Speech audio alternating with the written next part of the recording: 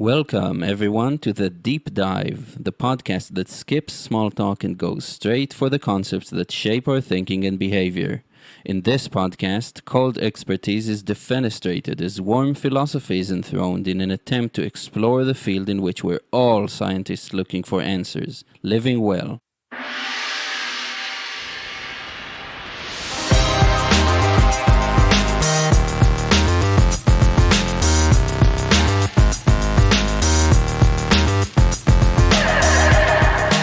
Hello, world. Welcome to another episode of the Deep Dive with Eyal Shai. I'm joined today by Luke Aymon. Hi, Luke. Hello. It's so good to have you.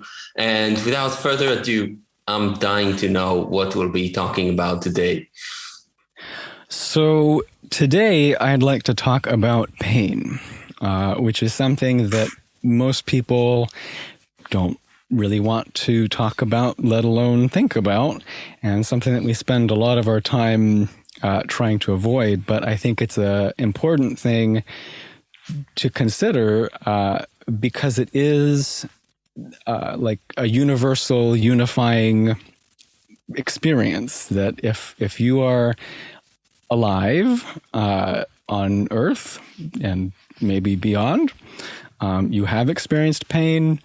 You, I hope, are not experiencing pain right now and likely will experience pain in the future.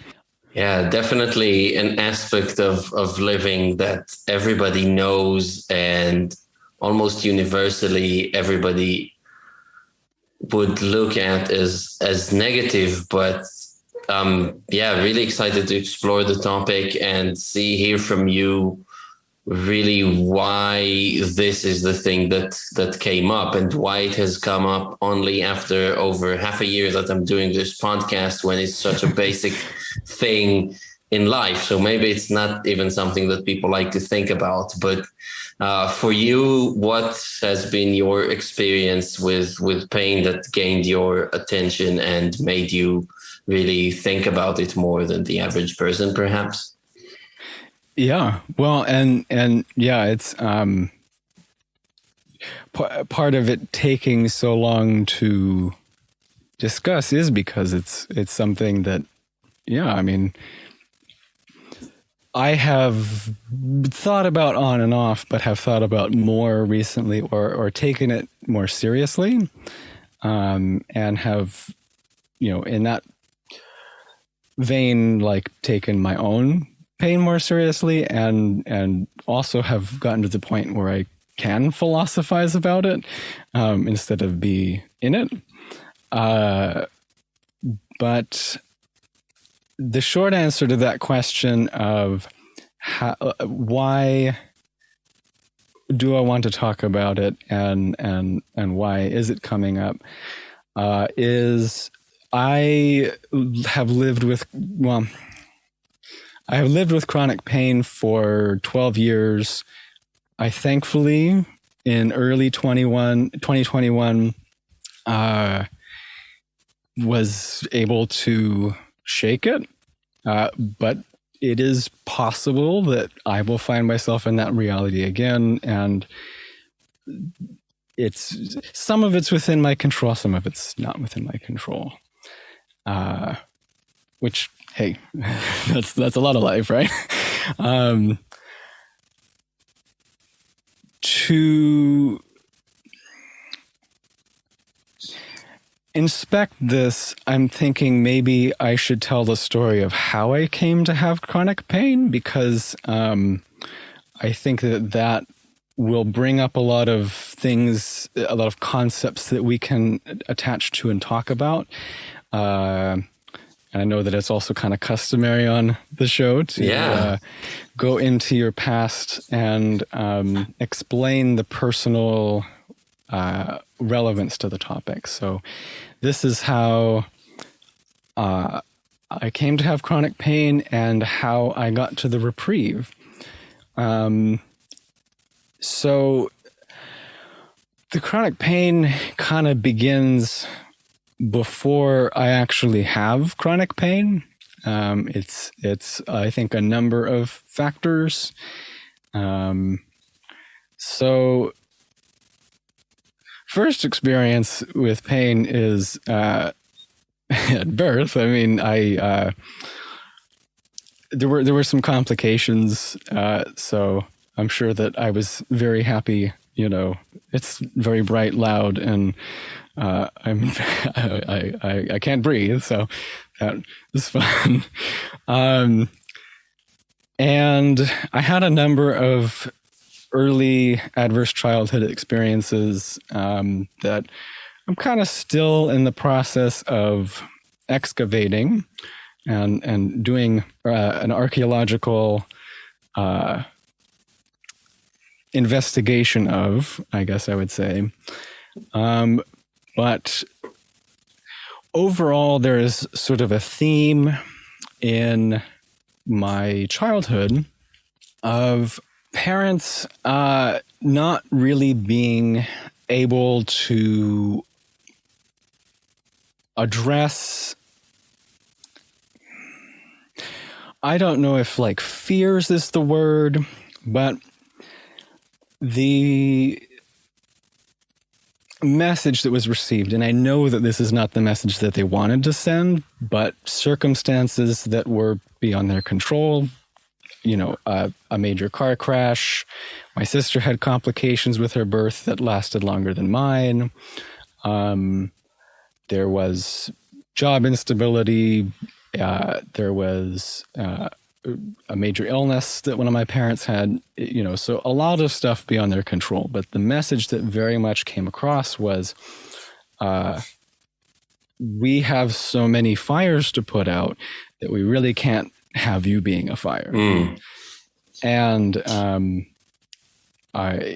this makes me think of Gabor Maté's talk about how when he was a baby, you know, like he was crying and crying, and the, you know, doctor comes and you know, because the parents call the doctor, he won't stop crying. He says, well, yeah, all the Jewish babies are crying because like we're being invaded.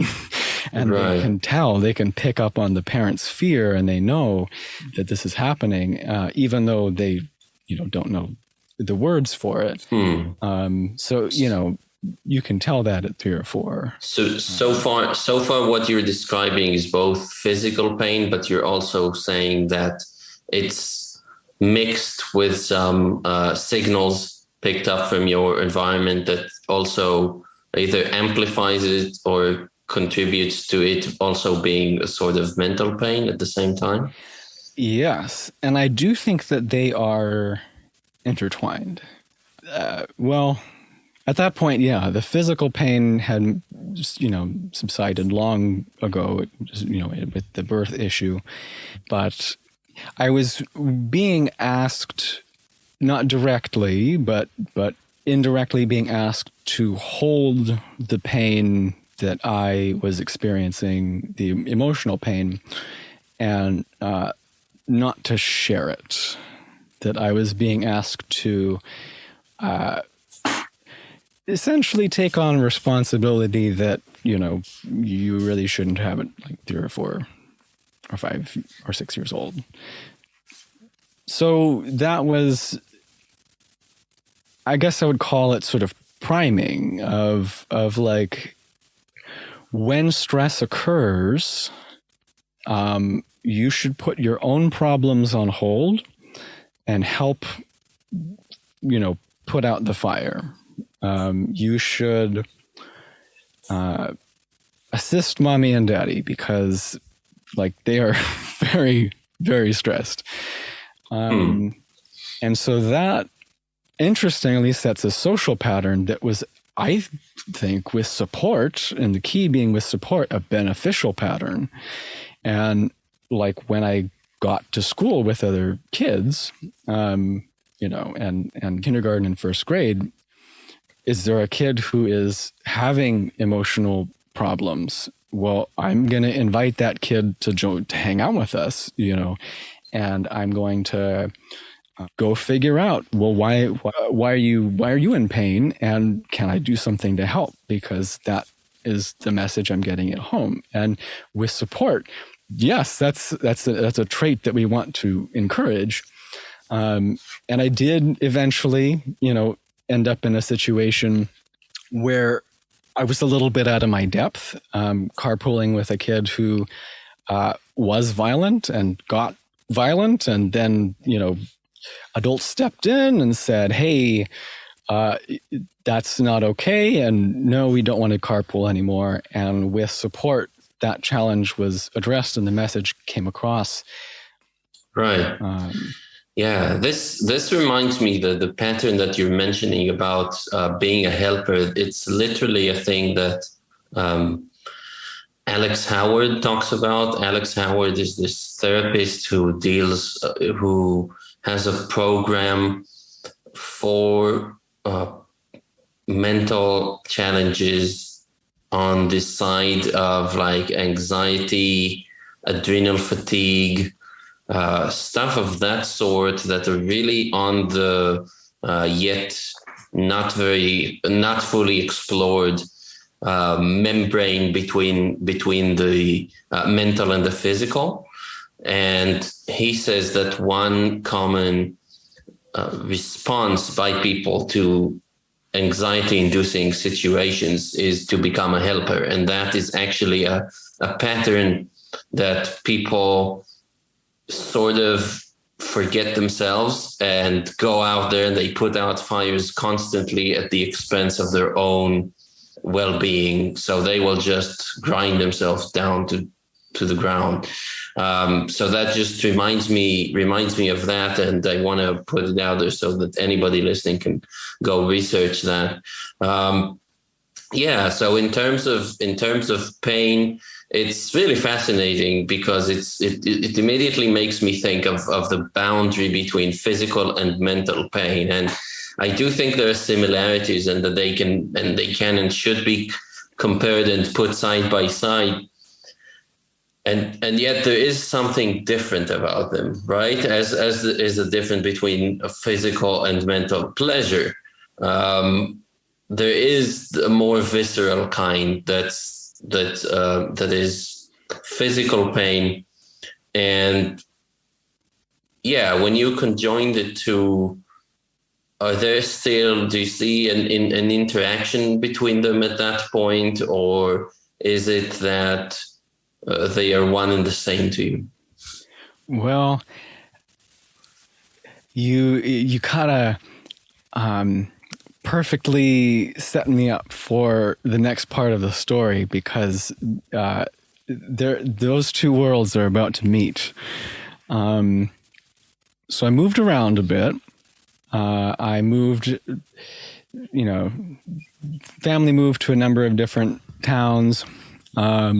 Moved to a new state, and from the get-go, there was this boy who really latched on to me.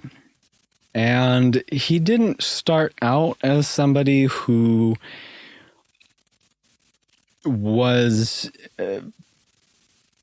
a particularly harmful child, but, didn't have a lot of friends, definitely had some behavioral issues. And as we moved up grades together and we were in the same class, he started imitating behaviors I think that he was seeing at home. He started doing kind of all of the classic things out of the domestic violent playbook, like trying to limit contact with other people, like making other friends, trying to, drive other people away, trying to, tell bad things about them so that I wouldn't interact with them. At a certain point, kind of late in it, physical violence did enter into it. And so I'm like 10 and I'm kind of in this classic domestic violent relationship, except I'm 10. I don't really know what that is or what a relationship is, but I'm like biting my wrists, and school gets involved, teachers get involved, but they can really only police so much of life, And Whereas where the other kid, there was enough parental support on both sides. His parents recognized how bad, like, what he was doing was when I was in, kindergarten, first grade. His parent, well, his dad was just not involved, and his mom, I think, was worried that if she took action on this, that, like, he wouldn't have any other friends and that he would suffer for that. So even though multiple sources, like the school and my parents, were saying, like, this is a problem, she would go, oh, yeah, it is. And then, behind everyone's back, do things to try to, like, push him further into my life. And so what finally did stop that, because it was not really something that the school could fully address, it wasn't really something my parents could fully address, was developing a chronic autoimmune disease. And that's where chronic pain did step in. And so it was like, oh, I was gone for a year, roughly, in and out of the hospital. And then, that pattern continued, but just less intensely for another few years. But then it was like, okay, yeah, there's a physical separation, and I'm surrounded by all the support that I, could ever dream of, because I have a serious illness. And that's when chronic physical pain, like, did start. But it solved this issue of intense emotional pain.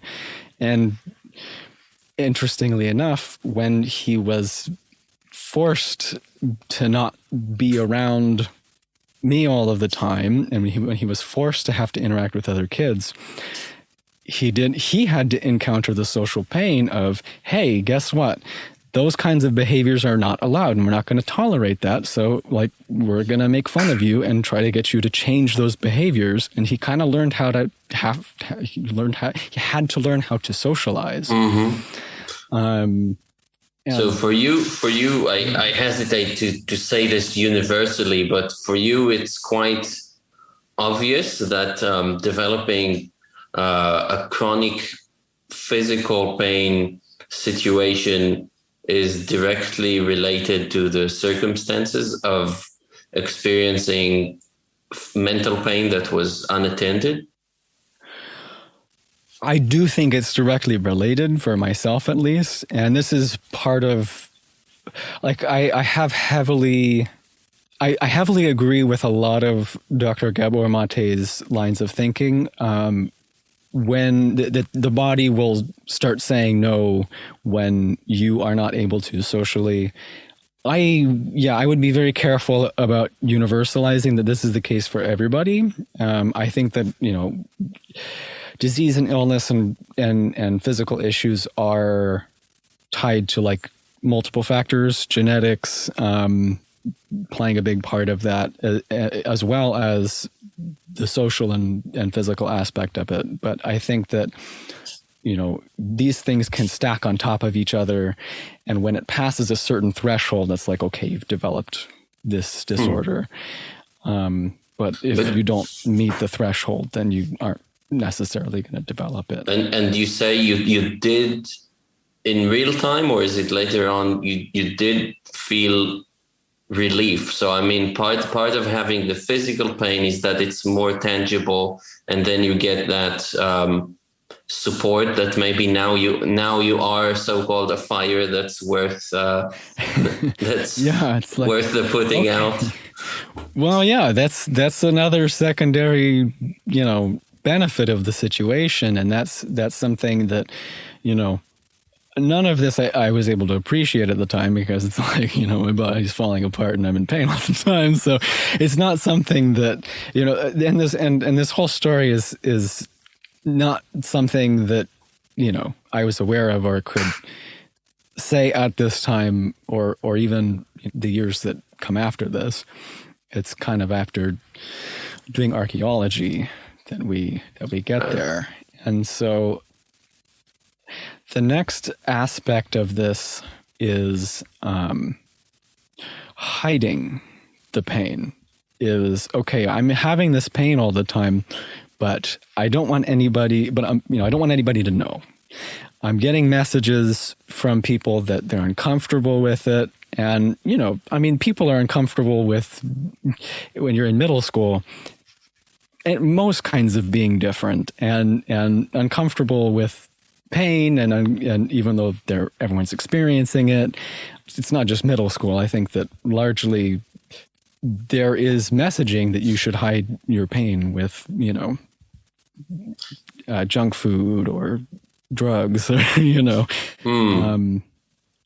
and certain lifestyle choices. So quite quickly, you're feeling that you'd like to, in certain situations, put the genie back in the bottle, but it sounds very hard to, well, it is very hard to do, because we know that people with chronic pain or chronic anything, that we are able biologically to create or develop the types of behaviors and mental states that are really ingrained in the, whatever it is, deeper parts of our brain that are, touching more on the hardware than the software, that are really hard to remove. So it's starting to paint a picture for me of somebody who's using some sort of extreme mechanism to deal with an extreme situation,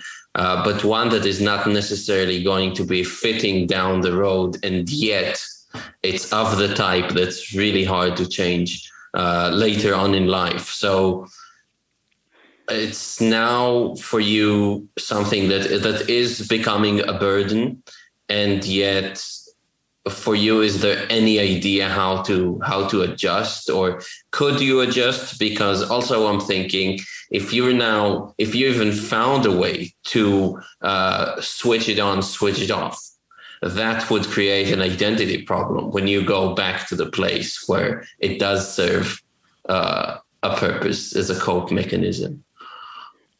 Yeah, you're really hitting the nail on the head there. I think initial efforts are cute. They kind of draw from, being a creative kid. Okay, well, I don't want to be known as the sick kid, because that's not an identity that, is really good. So I'm going to dress crazy. I'm going to wear crazy hats.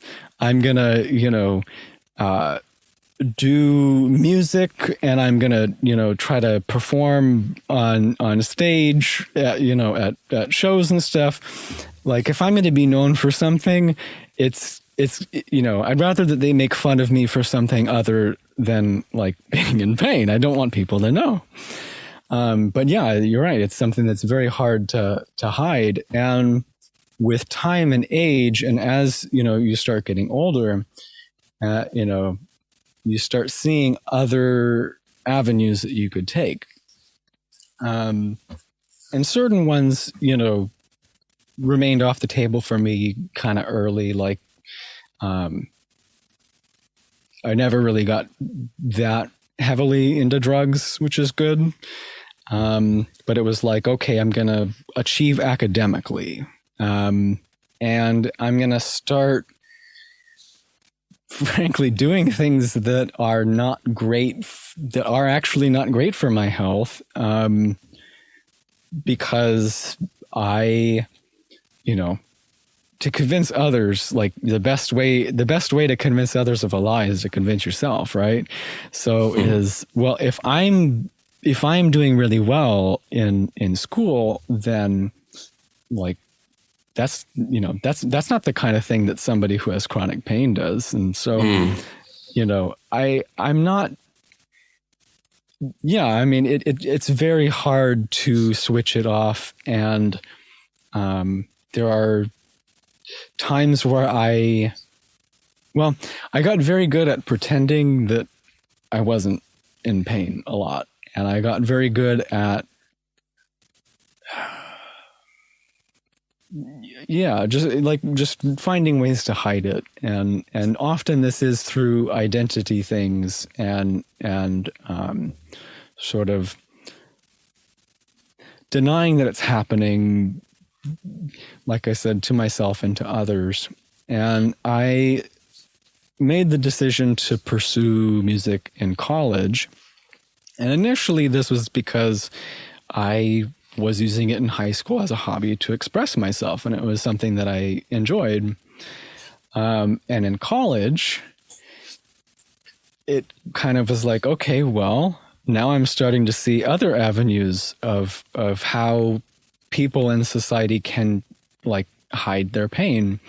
And one of those is like fame, success, and power. And I met a guy who was really into making top 40 music.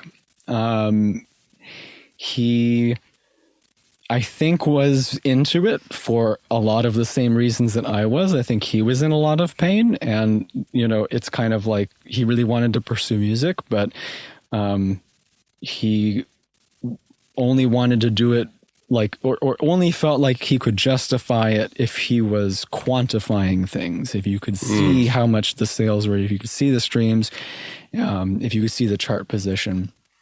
And right. So I want to stop you just for a moment so I understand. Could you paint a picture in terms, or even, you know, we don't really know how to measure pain in people, so we resort to just asking them, you know, how much is it from on a 1 to 10 scale, but how frequent is the pain, the physical pain you're feeling, and how would you rate it? And is the mechanism to cope with that is basically that you push through all day long? Is it a feeling of just pushing through, pushing? Kind of. Yeah, if I'm painting, because the picture does change depending on era, because, you know, it's all sort of different, but it's at least every day. It was, I mean, somewhere between, like, I would say like a 1 to 2 when it was really mild. But like most days there was probably a 4 that would kick in there, probably, you know, maybe a 5, and like, you know. So not debilitating, but obviously it's like a war of attrition, right? So you get, yeah. Every once in a while there was a really bad day where it's like, you know, I did like the perfect cocktail of things that you shouldn't do to aggravate it, and, you know, I'd hit like a 7 or an 8, and, you know, it's like just cut it off, the body part, you know, I'll live without it. But those were pretty rare. So yeah, so it is quiet enough on the pain scale that it's something that, yeah, it can sort of be pushed through. And, you know, I mean, there were certain escapes, like, you know, video games are a great way to dissociate because you're not there. And there, you know, there were ways to put myself in flow state, whether that's like working on something, studying, doing music, playing video games, whether, you know, depending on like what it is, but it's, you know, just don't be present. Don't be in the present moment as much as you can, because in the present moment there's pain. And, you know, we don't want to admit to others, let alone ourselves, that, you know, this is a major part of our life that's impacting us in a major way, which is kind of difficult. But okay, so I'm sorry for cutting your thread of thought before. No. And I'm really interested in the direction that it was taking, because speaking about other people and then recognizing how much and what other people are doing to suppress pain and not think about it, it immediately made me think of the statistics that say, you know, that a lot of the top athletes of the world experienced childhood trauma. I don't know if a lot of what percentage, but the percentage in that population is definitely higher than the percentage in the general population. So going into high achieving professions is in fact associated with the sort of chronic mental pain that trauma would bring or something like that. So I'm really interested in your journey into kind of finding out the other people who might be doing this like you. Yeah. And yeah, I that isn't surprising, knowing that it's sort of a belief I've heard shared that, you know, a lot of people who make it to like prime minister or president or, you know, like that kind of role, it's not necessarily for the right reasons. It's often a way to express their issues on a much larger scale.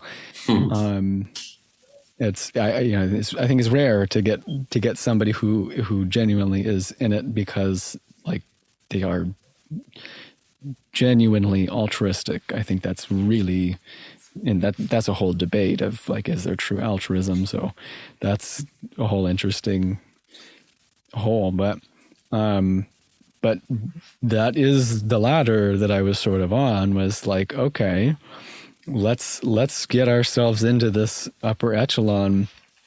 And I got really close. I kind of, I put everything I had in the tank into the college experience. I discovered weed, which was a wonderful thing that made the pain and both physical and emotional go away, but meant that there were significant issues, that were bubbling under the hood, which included like, oh, okay, so certain things, it also made it easier for me to not really notice my physical health was taking a beating. And I tried to push through school for economical reasons, that it's just very expensive to live in a major city. And the school itself was rather expensive. So I was getting heavy pressure from parents. So I went, this is the best decision, is to just, speed run it. Just like get it over with and get as much out of it as you can. And, but that was not great. I ended up with a like really serious infection that I didn't find out about until after I was done, where it was like, oh, okay, I'm done with my final project and now I can address this. And it was like, oh crap. Right. Oh crap. But leading up to that, I got really close. I had 3 opportunities that I was asked to apply for to work with people who had at some point had a top 40 record, some of them more consistently getting those than others. But it was like, oh, here's the dream.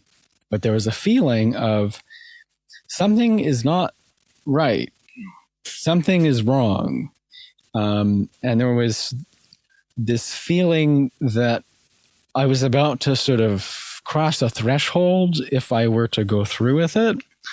And it would be very hard to go back if I were to cross that. And so what I instead did was I decided, well, you know what, like we should investigate this feeling. We need to figure out or understand this feeling, because this needs to be addressed before we go and do something like that.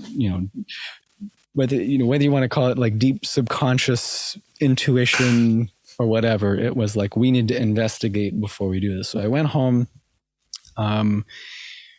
was a bit depressed, but I also, that's an understatement. I was quite depressed. I had, kind of a big depression, but like one of the first things I did was find a psychologist and go, okay, well, like I'm going to have somebody help me investigate this. And that also helped the depression not last a much longer period of time. But that allowed me to start doing this archaeology and piecing together what happened. So I just wanna emphasize to understand if what it sounds like to me is the truth to you, that recognizing this path to possible excellence in the field of music production, in your case, you could see that this path is a fork in the road, right? It's like you could choose excellence, or you could choose tending to old wounds that are just festering further and are getting worse. Is that a fair way of putting it? Yeah, and that's a very good way of putting it, because it's like, well, the industry is incredibly exploitative, and I probably had a good 2 years of like unpaid internships ahead of me that would have resulted in excellence. But you know, that there's a good chance that those festering wounds would have blown up or gone septic, like, during that, and it's like I would have reached for it and been stymied anyway. So that's kind of my read on it now. But there was a recognizing of there's a fork in the road here, and it's, you know, it's kind of like, are we going to shove all feeling to the side of the road, and are we going to hide these doubts? And, you know, I don't want to say like become robotic, because that's not, you know, maybe accurate, but I you know, was experiencing a pretty steady pattern of like emotion being restricted, and so right, and that is a hallmark of not being mentally healthy in the way that I see it. Because if being mentally healthy is having different parts of your mental aspect, your physical aspect work in harmony, then, you know, every time you're going to shove one of these parts into a compartment and never let it out in order so that you may be recognized from the outside, that is prioritizing others' mistaken conception of you over your own conception of yourself as a mentally healthy person. So very happy that you were able to see that, and very happy that you were able to make the choice to tend to that. And so I think that in itself takes a level of self-awareness that not many people have. And I'm interested to hear basically if you were now mentally ready for yourself, ready to put the genie back in the bottle. If we go back and we see the whole thing of developing an autoimmune disease as a cope, you were now ready to reverse it, but it basically turns out to be super, super hard, right? Yeah. And something that you can reduce, I don't know about cure. We'll see. Mm-hmm. See how things go. But yeah, it was, like you said, piecing together the history. It was kind of like running that whole thing again, you know, like going through life over and over again. And there was a lot of anger at my parents that started coming out at, you know, how could you let these things happen? It's worth noting that, you know, in having the chronic illness, I didn't really get the typical teenager angsty phase, just because it's that thing of you can't if you're in a very vulnerable position, threaten your attachment with your caregivers. That's a big evolutionary no-no. So that a lot of that was coming out. And so I started having, and again, there was that investigator perspective going, okay, well, but like, I want to understand. And what, and I went in like seeking accountability, and it's like not what I got. But what I did get was their stories of similar things, and not the same things, but like, oh, so my mom had some very similar dynamics with her parents when she was growing up. And it's a very different way, but this happened with my dad as well, and he chose some of the options that I did. And it was like, oh, okay, so then it's all the grandparents' fault, right? No. Then you go up to the grandparents' level and you go, oh, okay, so like, grandpa didn't have a dad and was raised by his siblings because his dad died when he was young. And though the other grandpa had it seems rather, mentally healthy upbringing, being in the trenches in World War II, kind of took care of that with the undiagnosed PTSD. Right. And even on the other side of the family, with the grandfather that didn't have a dad, I mean, if you go back even farther, it's like, oh, there's a constant struggle against the British, and farther back, people in the Irish Republican Army, and a lot of what I start finding is like, oh, there's intergenerational neglect and trauma, and a lot of it is caused by war, and is caused by stresses outside of one's control.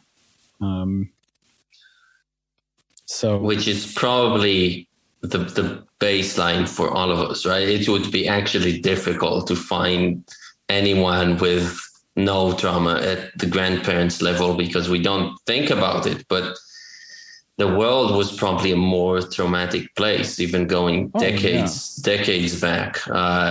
In that regard, I think there is progress. We live in an era where it's the least violent era ever so far. So we should be thankful for that. But of course, like I can totally see your point that it's like just pain on top of pain on top of pain on top of pain, and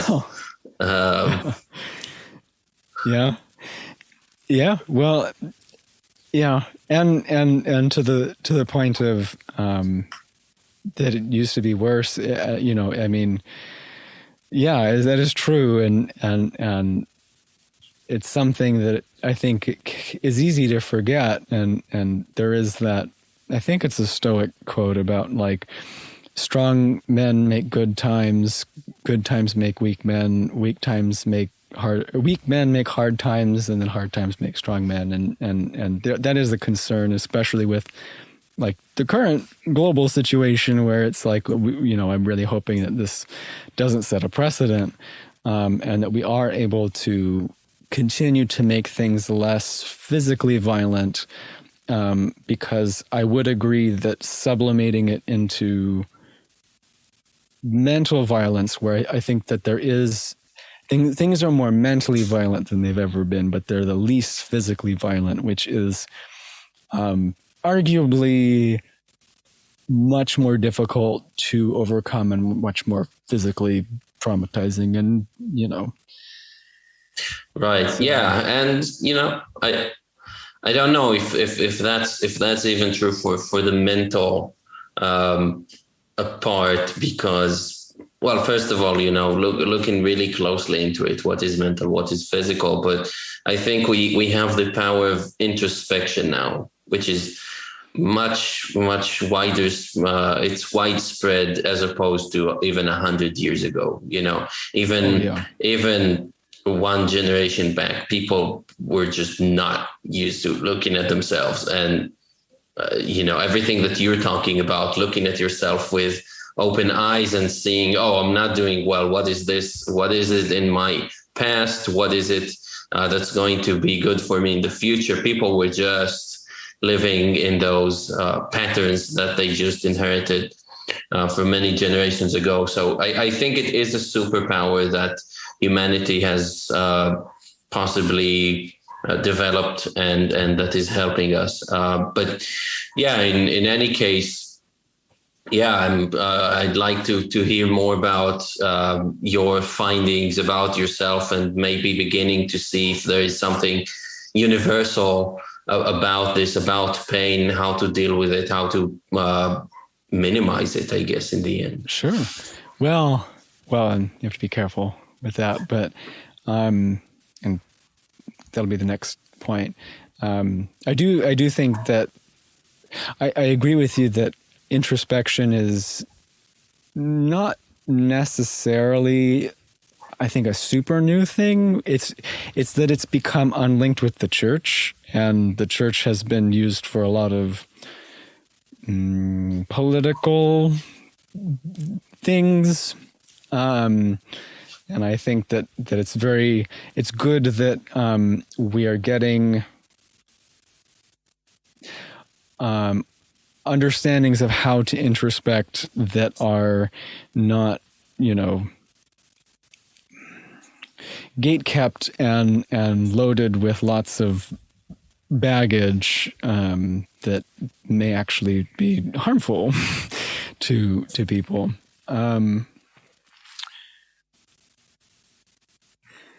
As far as universalizing, so a common thread that I see in the story, or I guess a pattern I see, is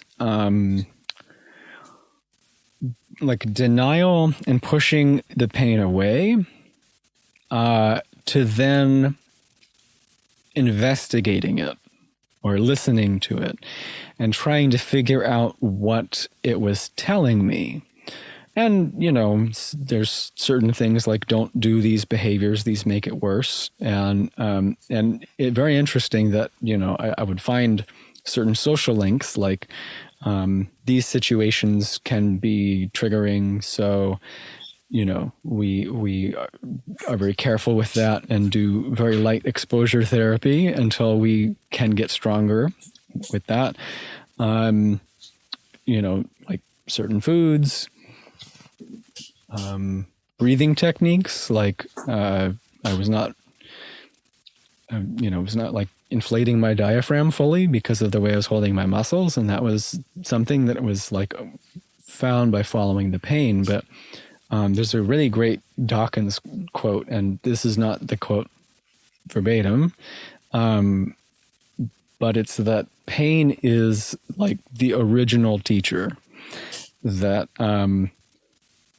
essentially it's saying, don't do that again. Right. It's sending like to your lizard brain something that says that don't do that again. Here's some information that is instructing you like what not to do. And so I've been finding that it's by following it and by listening to it and by investigating it, I've started figuring out it's almost become like a barometer where it's kind of like, okay, I am figuring out like very quickly, like the foods that are good to eat and that are not good to eat. And they kind of correspond with what like leading dietitians are like, you should eat these things and you shouldn't eat these things.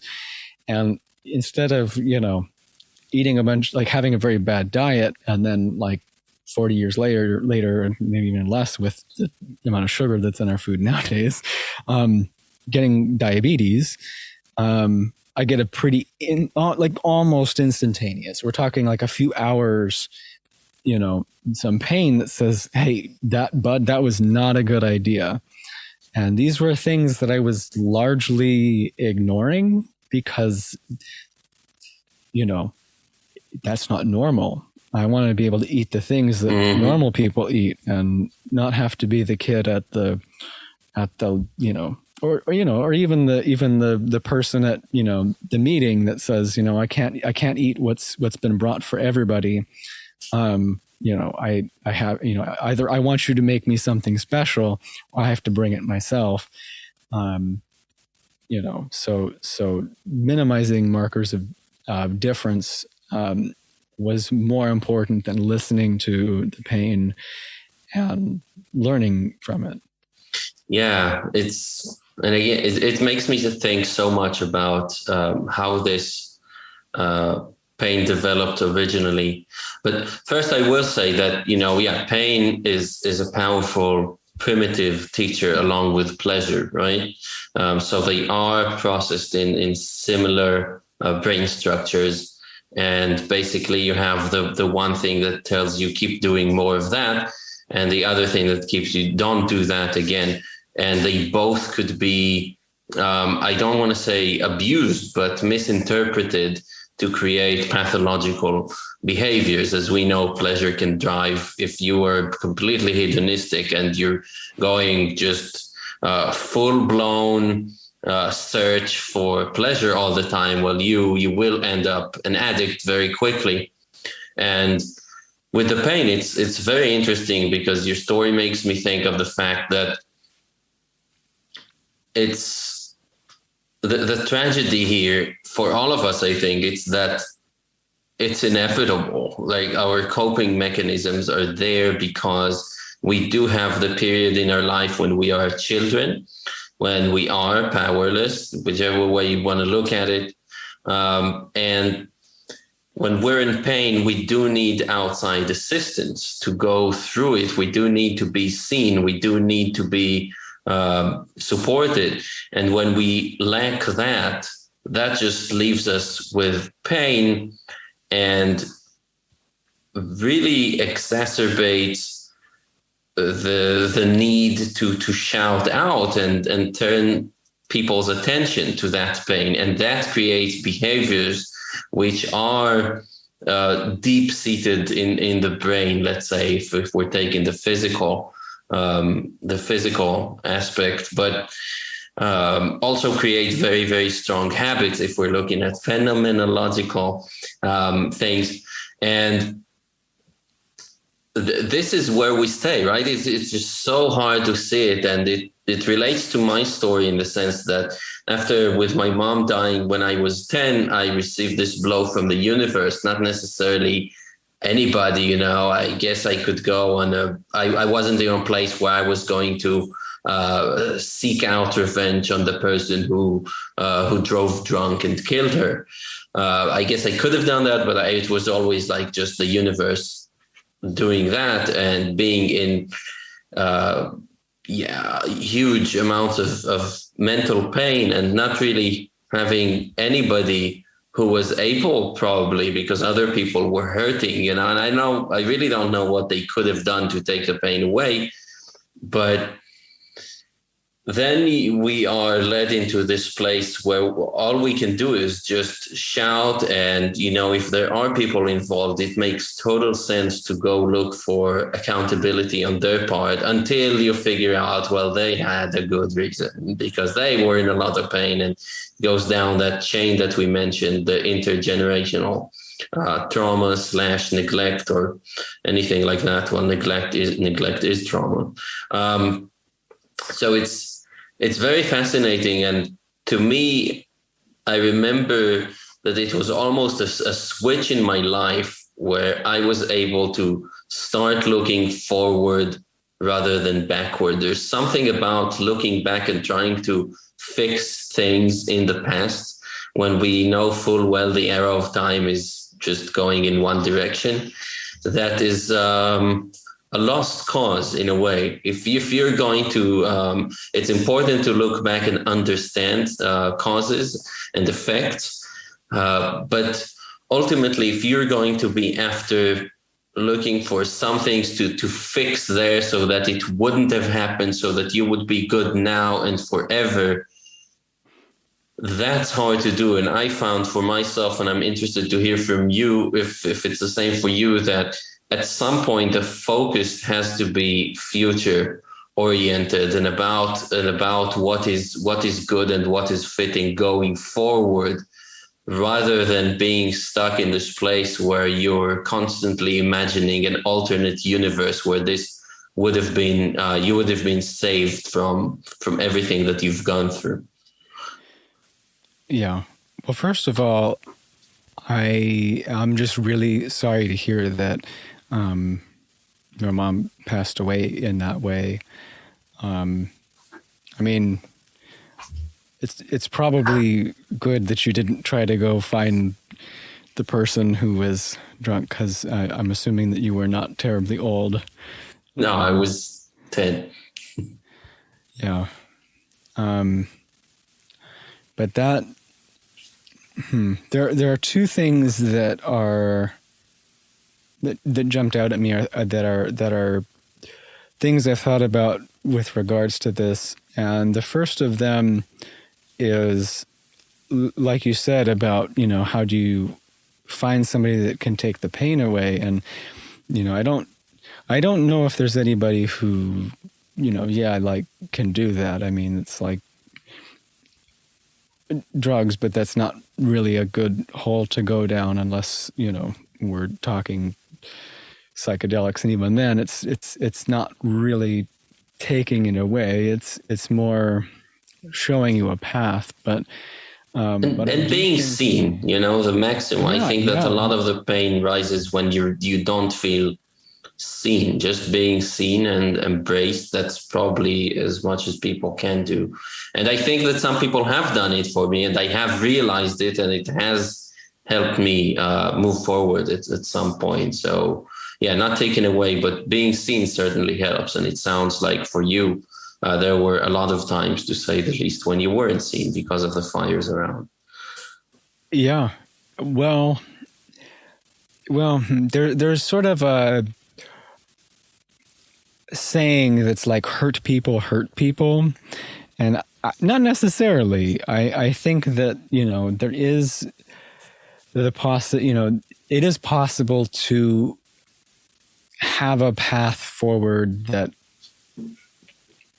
involves soothing oneself and involves learning from the pain and involves, healing, really. But another path that is available that I think a lot of people go down is to inflict it on other people. And, well, this happened to me, and so, I can act however I want, or, this justifies me,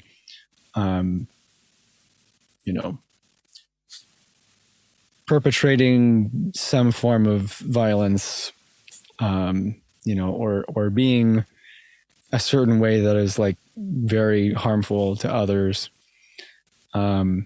And I think that it's a lot easier to do the former one when you are seen and when you do have people who can see you and who can, not constantly, but, who can hold you, so to speak. If your child maybe physically, but,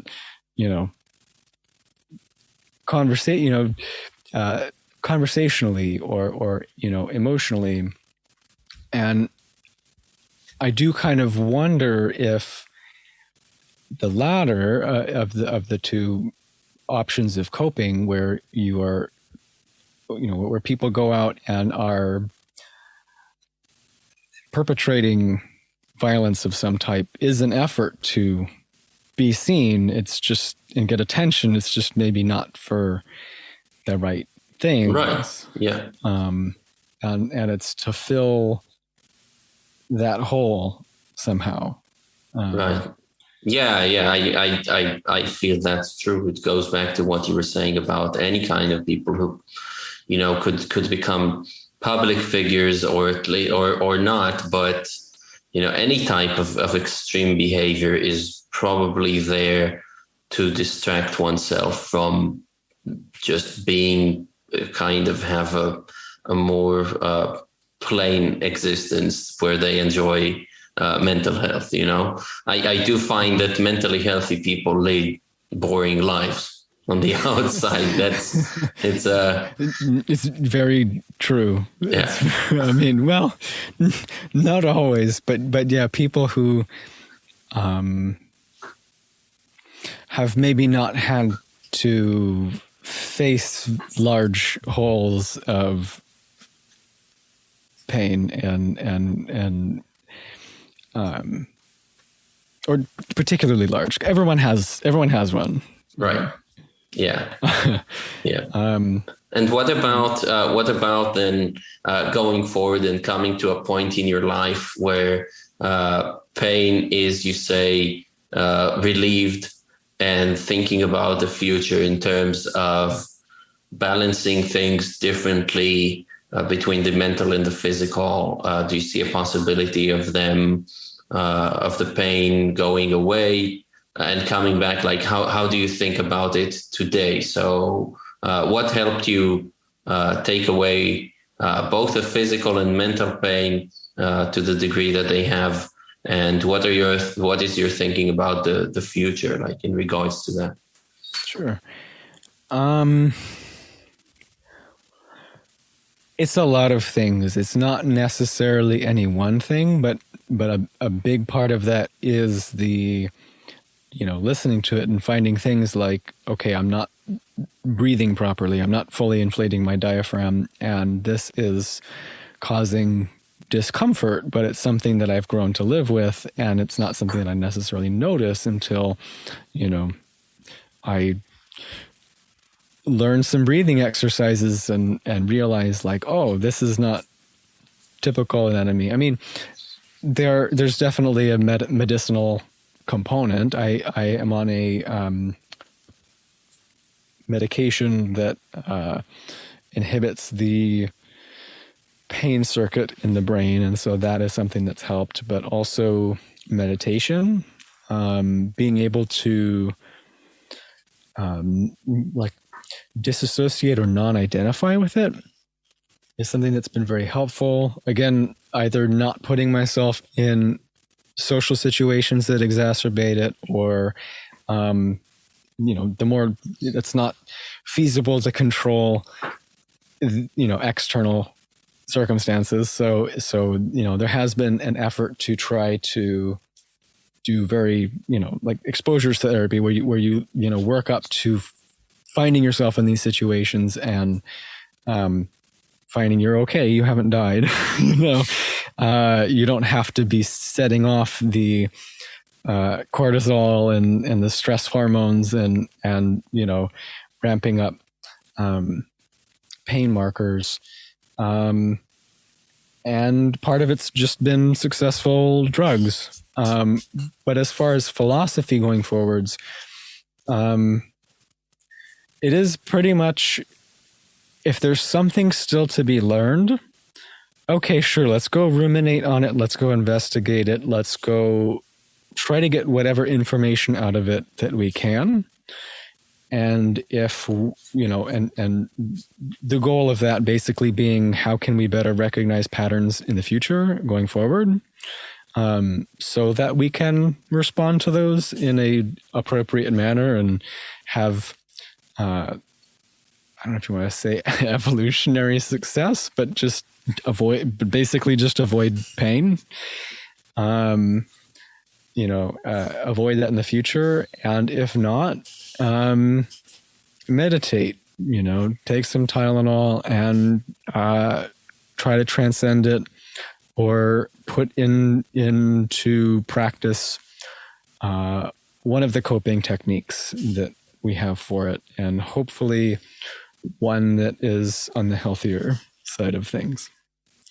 Yeah, that's some good practical advice, and I like it because it's not going to one extreme end of the thing. It's like only use drugs, or only mind over matter 100%. It's like, there's probably something to be taken from from both worlds here, and I like the pragmatic approach.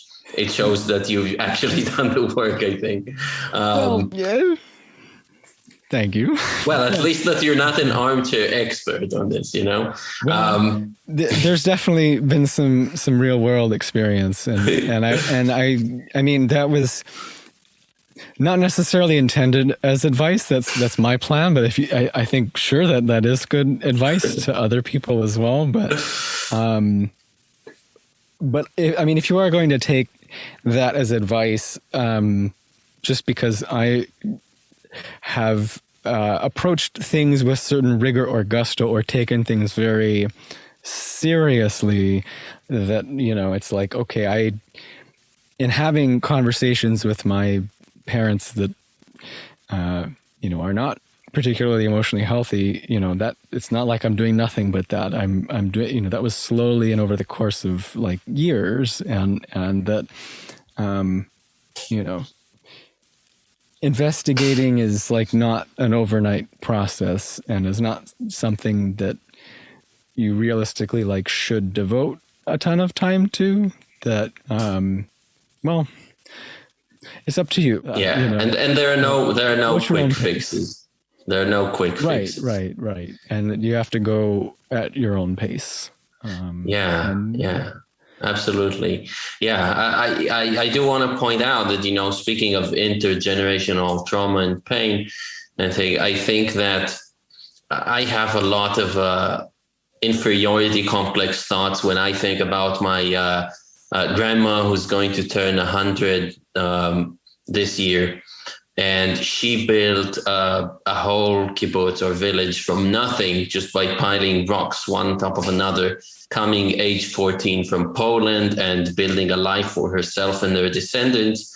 And I'm going to soon live in her house that, she helped build and all that. And basically I have this thing where a lot of has been handed to me in terms of material abundance.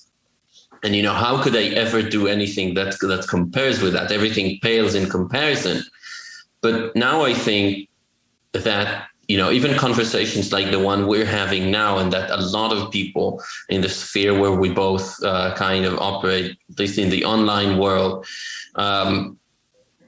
this talk is happening between people, is about healing, about the cessation of pain. And I do think, and I do see myself as now taking in a completely different project, because am I going to do something as impressive as her when it comes to building a new place or something? No, of course not. But I do want to encourage ourselves and other people listening by saying that if our generation, I don't know, whether it's millennials, Gen Z, whatever, I don't think that there has ever been a better time to have the one child that we're having, right, on average, but really make sure that this trauma doesn't pass on. Like, I think that could be a feasible challenge for ourselves that we can tend to, and we should not play down at all. This is huge. We have now introspection. We have a myriad of therapies available to us, and more springing every day. And we have therapy Twitter and therapy YouTube. And I'm kind of joking, but I'm kind of not. Like, no, it's amazing. Amazing resources. And we have mentioned Gabor, Maté, and Alex Howard, so I'm going to link to that. But there is a lot, and I think that if we are able to be a last stop, as many of us as possible are going to be a last stop for these things that keep being passed down from generation to generation. That could be wonderful, and it's a project for, I think, all of us to work on together and to support one another as we go through it.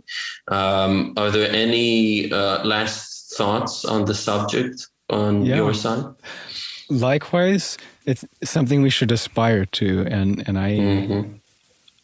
I agree with that statement that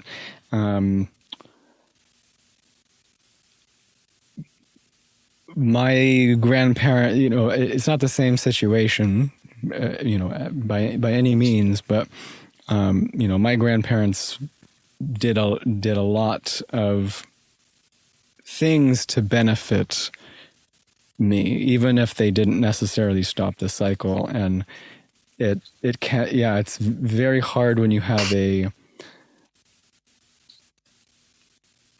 high stick that you're measuring yourself with.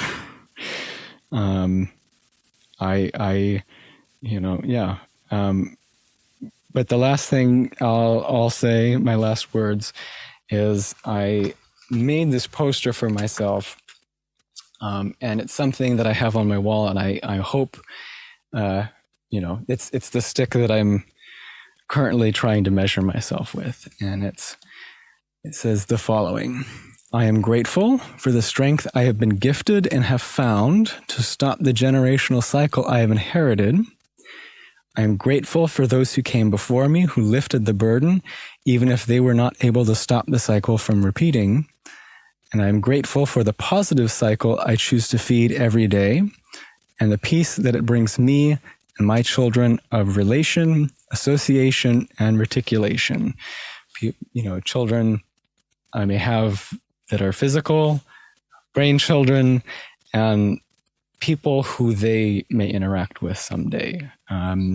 It's lofty, but I think some amount of ridiculous optimism is required to press on.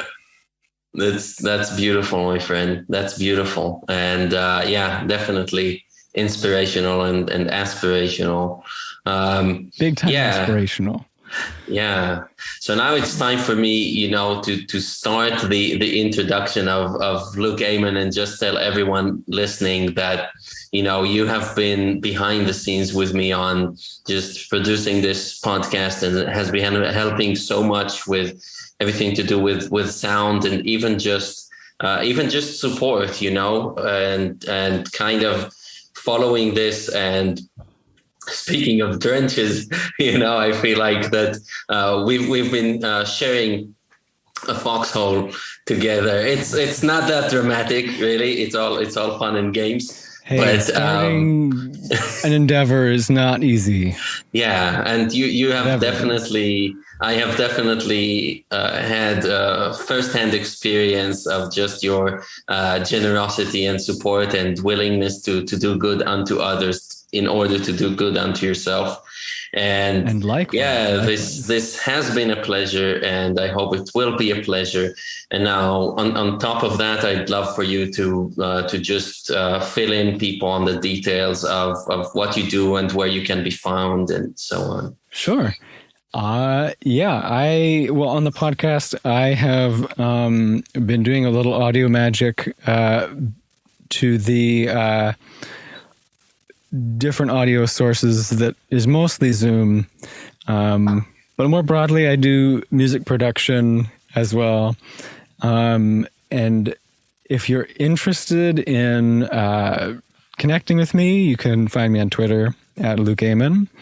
And I also have a website that is pretty much purely for production, which is www.lukeaymonproduction.com. So those are the places that you can find me. And that is what I do when I am not thinking about pain all the time. Amazing, Luke. Well, this has been a long time in the working, and I'm happy we got to do that, and very grateful for your openness and willingness to explore a topic which is not commonly the fun thing to do. So even if it's out of necessity and not just an interest, I'm really happy we got to do it, and thank you so much. Likewise. Thank you.